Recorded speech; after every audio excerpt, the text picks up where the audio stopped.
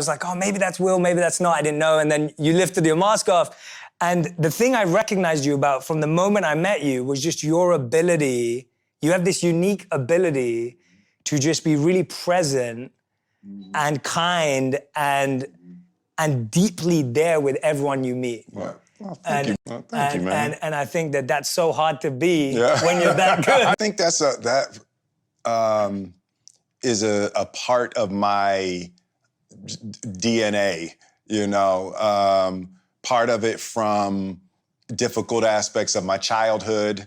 So, but I remember that, and that was the hospitality Radhi felt with you, like that ability to care for each person walking in, the family aspect, making us feel welcomed and a part of it. That I just think that in today's world, that human aspect is what we're all missing. You know, I grew up with violence in my home, you know, so I developed, you know, a really acute emotional sense, you know, out of defense. You know, I just needed to make sure that my father was okay. I needed to make sure things were going well.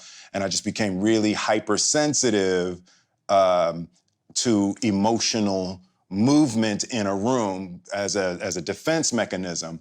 And then as I, you know, grew and as I started to develop that, you know, that heightened sense that started out as defense, as I settled down and, you know, came into a deeper understanding of my power and my desires in the world, it was easier to connect to people in a loving way. It transferred easily from a defense mechanism to an ability to love and care for people. That's amazing, though, that you were able to process it positively. Yeah. I feel like we're living at a time, we've talked about this before, that our childhood experiences form our adult desires. Absolutely. Yeah. Now I feel like this. Tell us a bit about what you learned and how you were able to process it positively and engage with it rather than create a negative story from it.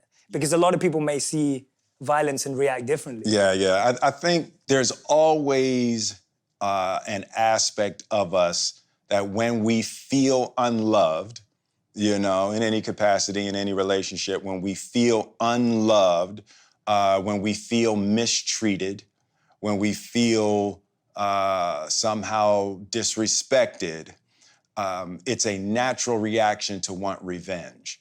That was something that I got a concept of later, but I always knew that was my example, and I think that's the critical part.